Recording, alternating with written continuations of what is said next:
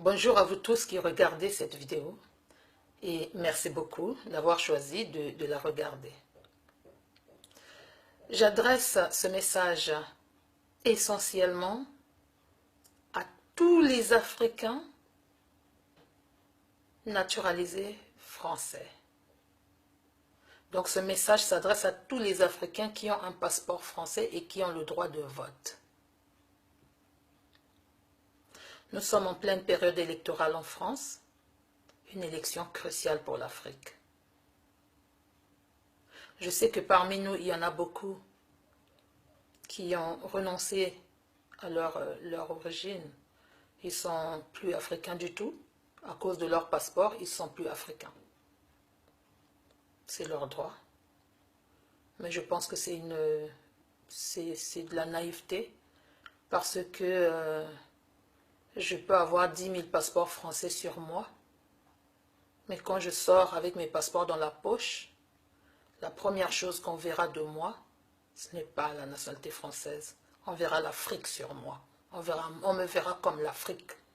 Donc mon identité, c'est d'abord africain, avant d'être français. C'est pourquoi j'adresse ce message essentiellement, comme je l'ai dit, à tous les Africains qui ont le droit de vote dans les élections en France. Je ne vais pas redire ici ce qui se passe en Afrique. Nos pays sont dans la misère. Les pays africains francophones sont dans la misère. Je pense que nous sommes les derniers au monde. Tous les pays qui ont eu un problème, qui ont eu une relation avec la France, sont des pays qui sont dans la misère totale. Je ne dis pas que toute l'Afrique est développée, mais chez les autres, il y a au moins une petite clarté. Chez les anglophones, il y a une petite clarté. Chez les anglophones, il y a une petite liberté. Chez nous, il n'y en a pas. Les derniers dictateurs au monde les plus féroces se trouvent encore dans les zones francophones. On se demande pourquoi. On se demande pourquoi. C'est un hasard que les derniers dictateurs au monde les plus féroces se trouvent encore dans les zones françaises. Dans les zones qui ont été des anciennes colonies françaises, qui le sont encore aujourd'hui. Car la France continue à nous décoloniser depuis 60 ans. Nous sommes encore en pleine décolonisation. Donc je m'adresse à tous ces compatriotes africains, tous ces frères et sœurs africains qui votent en France, en leur disant que nous n'avons pas encore le poids économique aujourd'hui. Ça va venir, mais nous n'avons pas encore ce poids économique pour balancer les choses avec la France. Mais nous avons aujourd'hui un poids nous sommes aujourd'hui un poids électoral. Nous sommes un véritable poids électoral car nous sommes des millions à pouvoir porter un petit bulletin dans l'urne. Nous sommes des millions. Grâce à ce bulletin-là, nous pouvons changer les choses, ou nous pouvons faire bouger les choses. Grâce à ce petit bulletin, nous pouvons faire bouger les choses en Afrique. Nous ne nous intéressons pas à la politique française si elle ne s'intéresse pas à l'Afrique. Parce qu'il y a un politicien français qui a dit « La France n'a pas d'amis, elle n'a que des intérêts. » Et nous, Africains, nous devons emprunter cette expression-là pour dire aussi que l'Afrique n'a pas d'amis, elle n'a que des intérêts. L'Afrique n'a pas d'amis, elle n'a que des intérêts comme la France. La France est notre maître, elle nous enseigne tout, donc nous prenons tout d'elle. Si la France trouve que c'est bien de ne pas avoir d'amis et de n'avoir que des intérêts et que ça lui va, pourquoi nous ne ferions pas pareil? C'est la France notre maître. Nous apprenons tout de la France. Donc la France n'a pas d'amis, elle n'a que des intérêts, c'est une très bonne chose. L'Afrique n'a pas d'amis, elle n'a que des intérêts. Froidement, nous n'avons pas d'amis, nous n'avons que des intérêts. Celui qui n'est pas content, ce n'est pas grave. Donc cette élection-là, ça m'attriste de voir des Africains qui sont là à dire « Ah oui, mais lui, il a une bonne politique française, l'autre, lui, il a une bonne politique de je ne sais pas quoi, et l'autre, non, mais tu sais, l'économie, machin. » Mais qu'est-ce qu'on en a à foutre de l'économie de la France si l'économie de l'Afrique doit en pâtir? Qu'est-ce qu'on en a à foutre si l'économie de l'Afrique doit en pâtir? Nous sommes tous Français, certes, mais nous sommes des Français qui subissons une injustice au quotidien et partout. En Afrique, nous sommes dans la souffrance, et en France, nous sommes aussi dans le déni. Parce qu'en France, on nous demandera toujours d'où vous venez. Ça m'est arrivé. Hein. Je sortais d'un bureau de vote. Je sortais d'un bureau de vote en France. Après avoir voté, j'étais contente d'avoir accompli mon devoir civique. Je sors, je rencontre des personnes, des Français comme moi, mais des Blancs. Là, j'ai dit bonjour, comme d'habitude. toute idiote que je suis. Ah, bonjour madame, bonjour.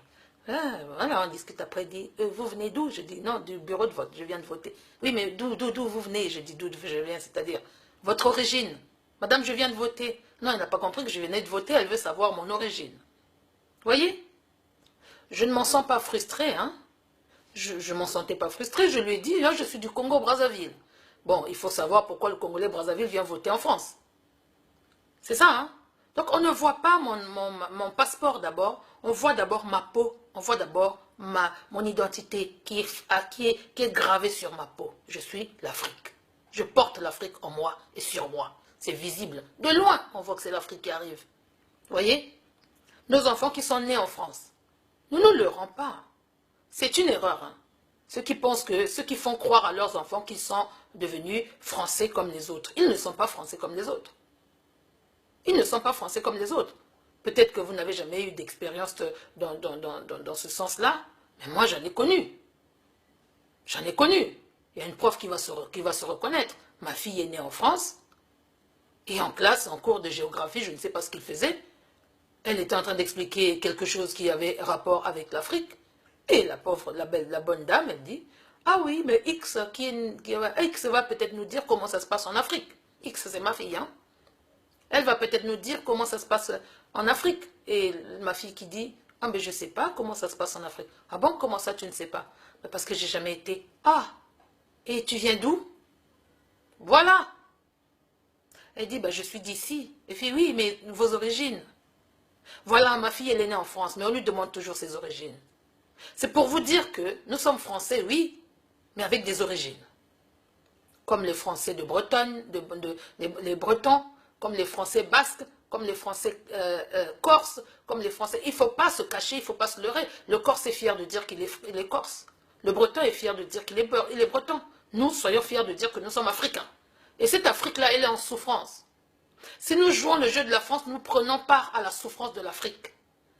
Et nous contribuons à ce que nos enfants meurent encore de plus en plus dans la Méditerranée, dans les soutes d'avions, dans je ne sais quoi d'autre, juste pour chercher à venir en Europe, là où il n'y a plus rien. Tout le monde sait que l'Europe est finie. L'Européen lui-même sait que son pays est fini. Il n'y a que l'Africain qui pense que l'Europe existe encore.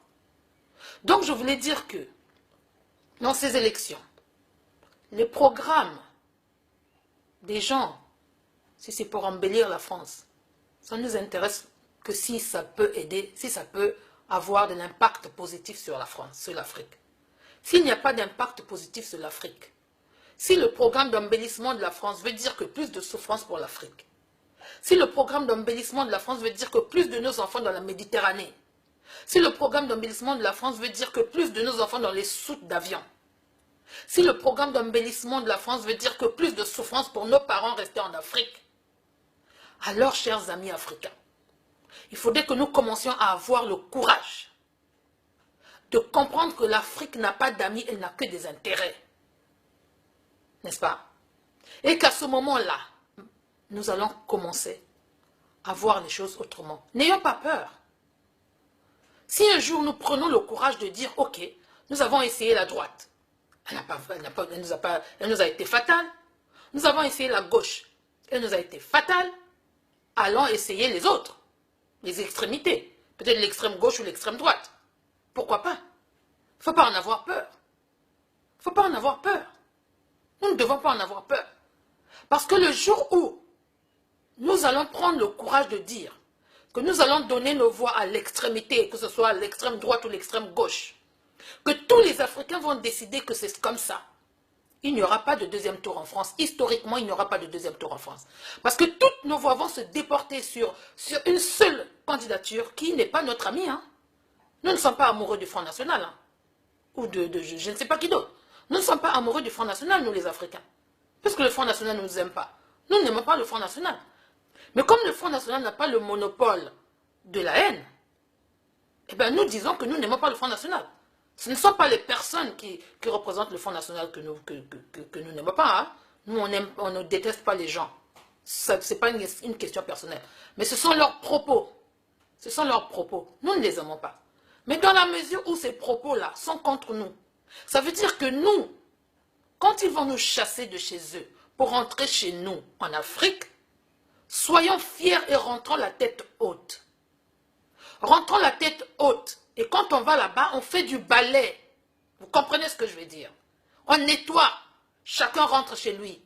Chacun rentre chez lui.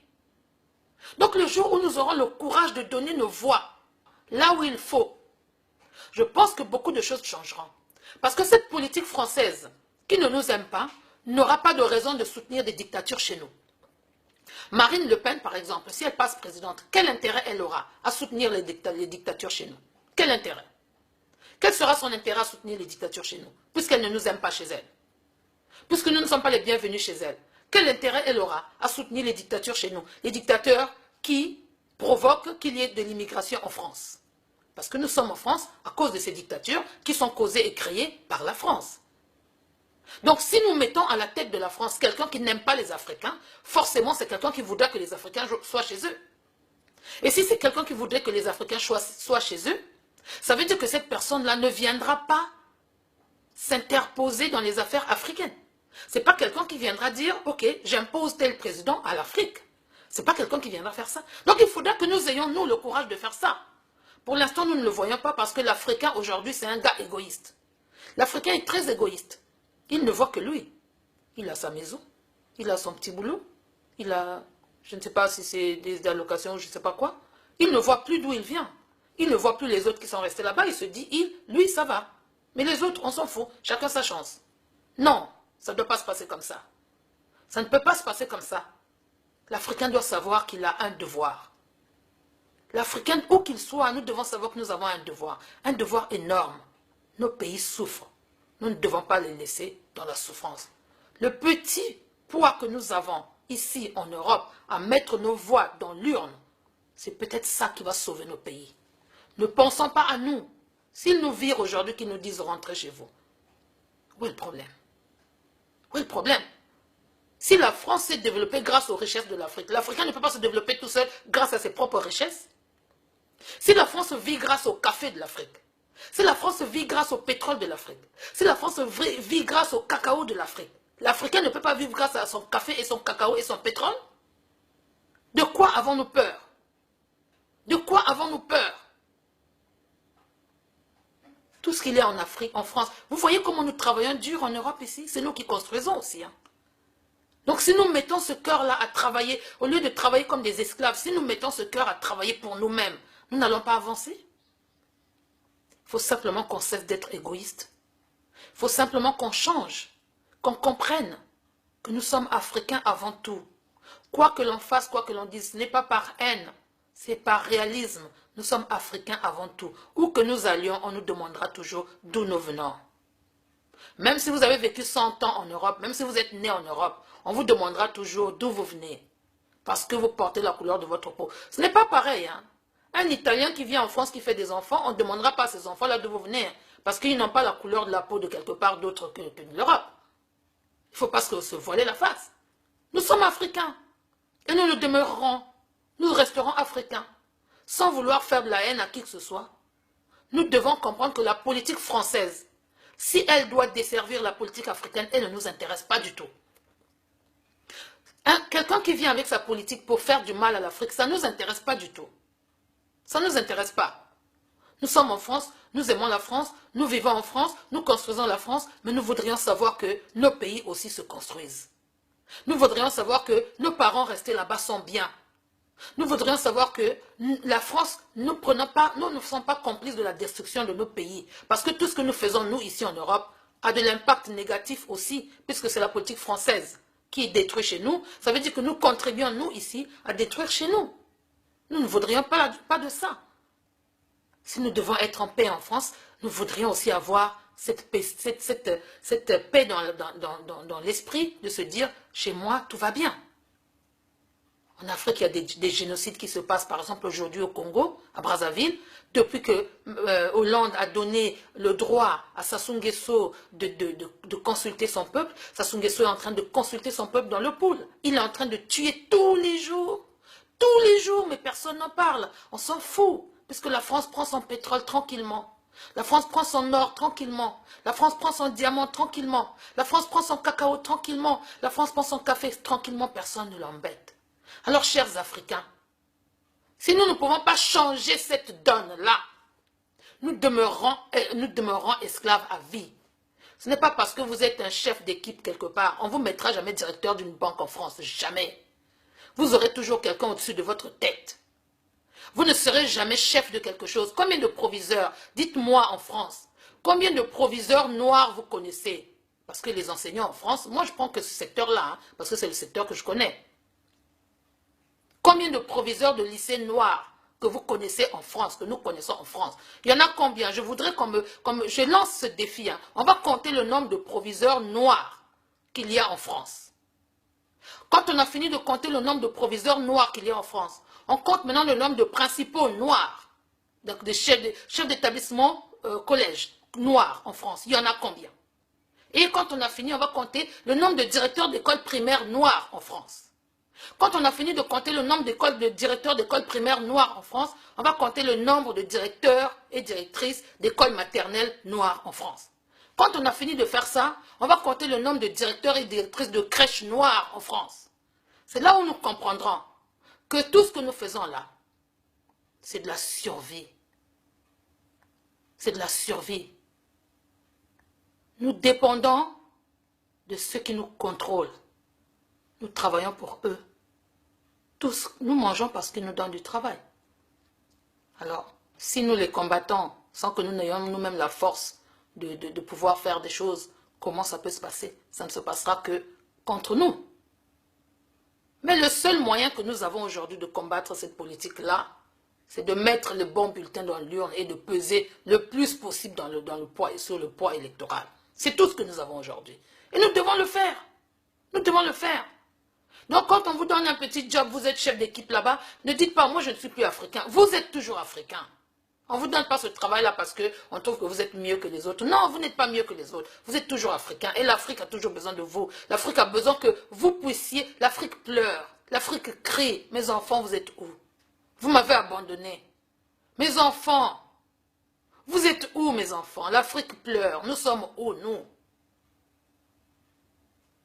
Alors cette politique, ayons le courage, je redis, ayons le courage un jour de prendre le mauvais bulletin et de le mettre dans l'urne, c'est-à-dire le Front National. Un jour, il faudra le faire. Un jour, nous devons avoir le courage de le faire. Un jour, nous devons avoir le courage de ne plus avoir honte d'être noir. Un jour, nous devons avoir le courage de ne plus avoir peur d'être africain. Un jour, nous devons avoir le courage de ne plus avoir peur du Front National. Nous devons affronter le Front National. Nous devons être face à face avec le Front National. Un jour, nous devons nous lever pour dire au Front National, nous voulons rentrer chez nous. Nous laissons ton pays. Nous rentrons chez nous. Et tu ramasses ceux de toi. C'est tes enfants qui sont chez nous, tu ramènes chez toi. Nous rentrons chez nous. Ne viens pas chez nous. Ne viens pas. Si tu viens en ami. Tu viens en collaborateur. Tu viens en partenaire. Quand tu viens chez nous au Front National, tu viens en partenaire. La France, on lui imposera cela. Nous imposerons à la France de traiter avec nous comme des partenaires. Parce que c'est comme ça. Nous ne pouvons pas le faire autrement.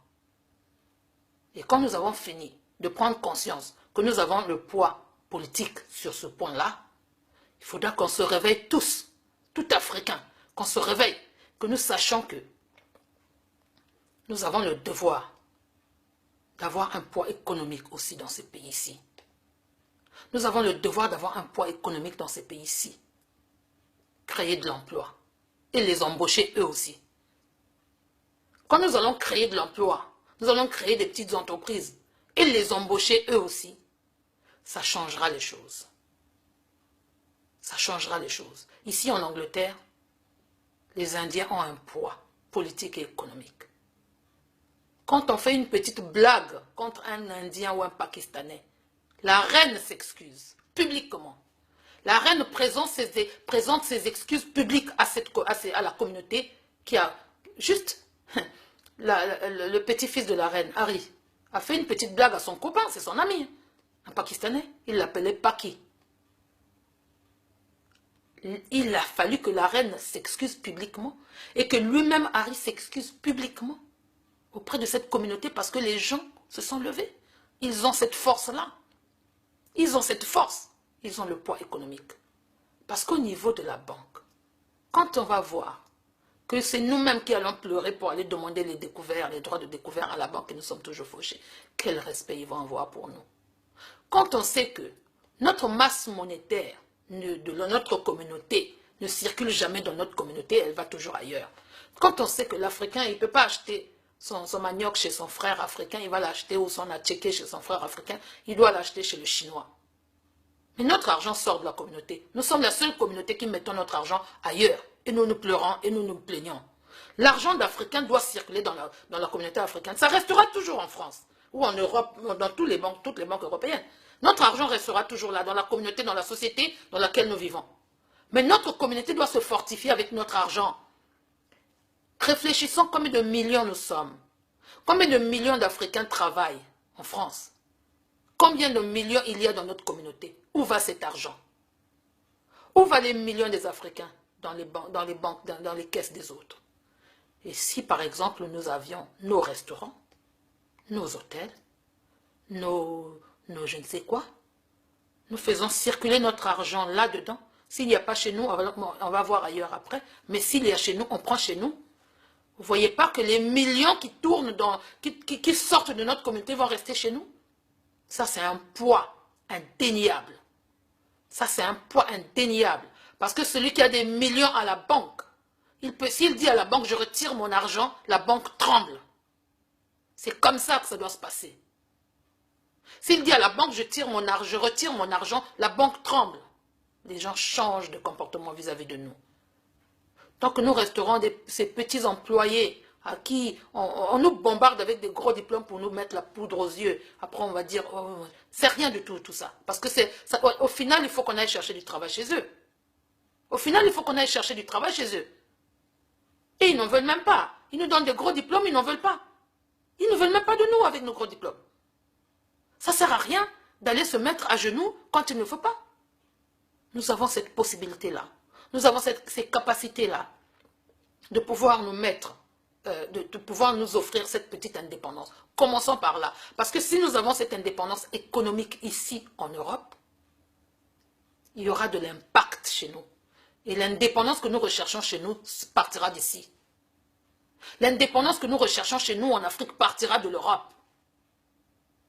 Nos enfants n'iront plus mourir dans la Méditerranée. Les Sassou Nguesso n'iront plus tuer paisiblement dans le pool, tuer, massacrer, paisiblement sans que quelqu'un ne dise quelque chose. Plus personne ne fera ce genre de choses. Parce que nous serons un vrai poids. En plus du poids politique, nous serons un poids économique. Nous devons le faire. Nous devons apprendre à le faire. Alors, chers Africains, nous qui avons les passeports français, utilisons nos passeports, pas pour dire aux autres, moi je suis français. Non, utilisons nos passeports pour sauver l'Afrique. Il n'y a que ça, il n'y a que comme ça qu'on va sauver l'Afrique. Si nous ne le faisons pas, nous allons continuer à nous plaindre. La France continuera à avoir ses intérêts et nous, on continuera à avoir nos larmes à faire couler. L'Afrique a besoin de l'Africain. Où qu'il soit, l'Afrique a besoin de l'Africain. N'ayons plus peur. Si la France se développe avec notre cacao, si la France se développe avec notre café, si la France se développe avec notre pétrole, nous allons nous développer avec notre cacao, notre café, notre pétrole et notre amour pour l'Afrique. L'Afrique n'a pas d'amis, elle n'a que des intérêts. Merci d'avoir regardé et merci de partager cette information auprès de tout Africain. L'Afrique n'a pas d'amis, elle n'a que des intérêts. À bientôt. Au revoir.